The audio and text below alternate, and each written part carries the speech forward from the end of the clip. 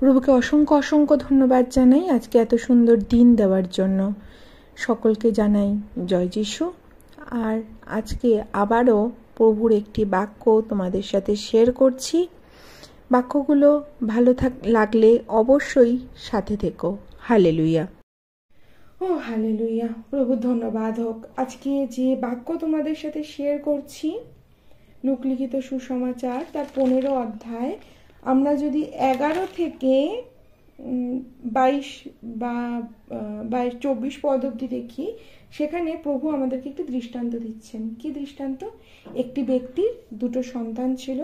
সেই সন্তানের মধ্যে ছোট যে পুত্র, সে তার ভাগ বাবার থেকে, সম্পত্তির ভাগ বাবার থেকে নিয়ে সে এক প্রকার অনাচার মন্দতায় গিয়ে তার সমস্ত সম্পত্তির টাকা পয়সা সে নষ্ট করে ফেলে এবং বাবার থেকে অনেক দূরে চলে যায়।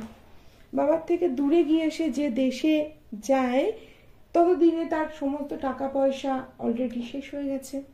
যে দেশে গিয়ে সে থাকতে শুরু করে, সেই দেশে তখন আকাল।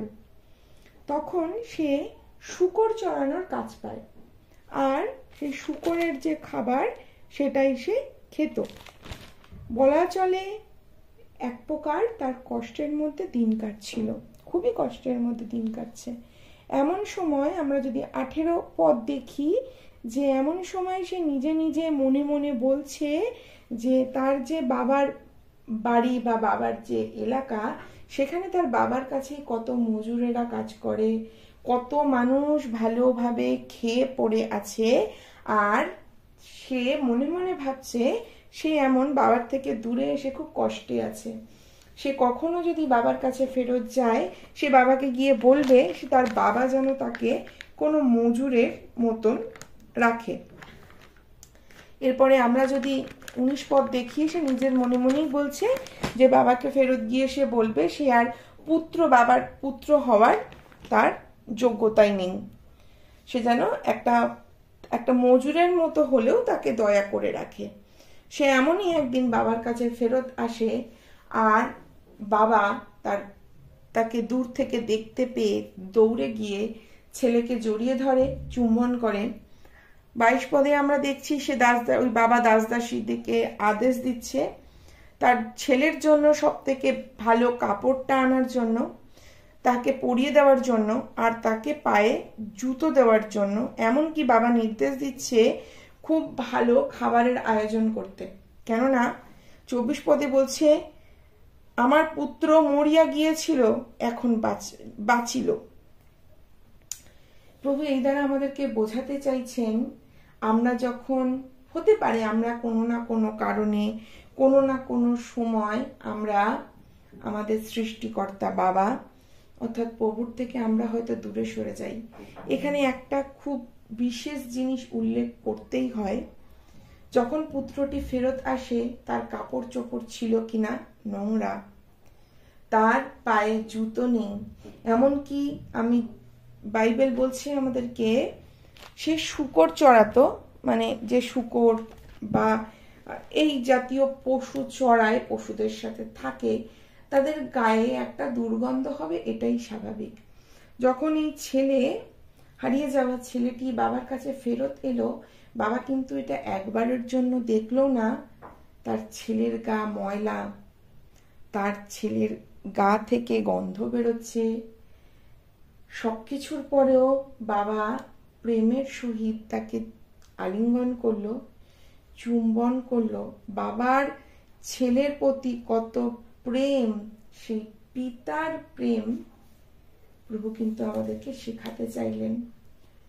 হতে পারে আমরা কখনো না কখনো বিশ্বাসী হওয়ার পরেও কোনো না কোনো সময় আমরা হয়তো পিতার থেকে, আমাদের সৃষ্টিকর্তা পিতার থেকে দূরে সরে যাই। এই বাক্য দ্বারা, এই দৃষ্টান্ত দ্বারা প্রভু আমাদেরকে শেখাচ্ছেন আমরা যাই করি না কেন, প্রভুর সাথে থাকাকালীন, প্রভুর থেকে দূরে গিয়েও আমরা পাপ করি না কেন, আমাদের জন্য পিতার প্রেম কিন্তু চিরস্থায়ী।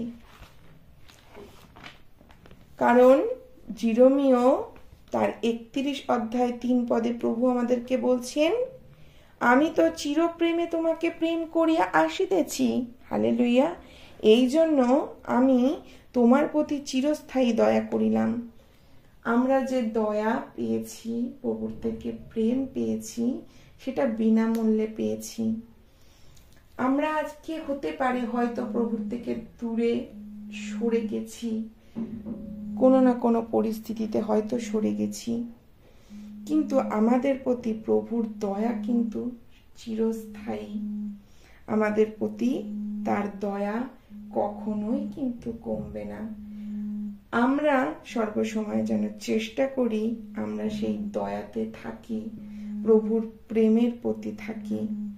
প্রভুকে অসংখ্য অসংখ্য ধন্যবাদ জানাই আজকে এত সুন্দর বাক্য পবিত্র আত্মার দ্বারা আমাদের সকলের সামনে রাখার জন্য।